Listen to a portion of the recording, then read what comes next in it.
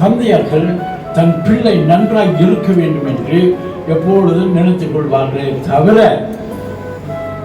அவங்க கிட்ட இருந்து நமக்கு ஏதாவது கிடைக்க வேண்டியது பார்க்க மாட்டாங்க. என் பிள்ளை எப்படியா இருந்தாலும் சரி, அவன் நல்லா இருக்கும்.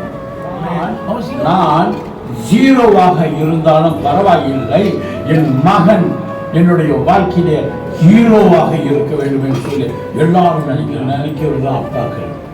எப்படி இருந்தாலும் சரி, இவர் மை ஹீரோன்ற ஒரு நாளைக்கு அவர் சொல்லுவார். பிரச்சனை இல்லை, இட்ஸ் ஓகே. நம்ம ஜீரோ தான், நம்ம தான் போகிறோம். Parallel, it's okay, our days are passing by. So the zeros are becoming heroes later on. Last time I was the hero. உன்னை காக்கிறவர் உறங்கார், உன்னை காக்கிறவர் உறங்கார், உன்னை காக்கிறவர் உறங்கார். நம்மை காக்கிற தேவனாக கர்த்தர் அவர் உறங்குகிறவர்.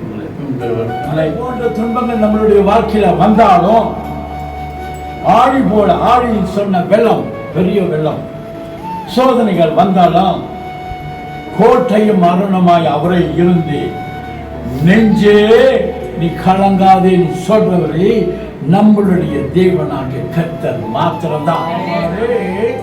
என்னுடைய தகப்பனுடைய தேவன் என்னும் அதே தேவன் தான் இன்று என்னுடைய பரலோக தகப்பன் என்று சொல்லி தைரியமாக முன்பதாக நான் சொல்ல முடியும்.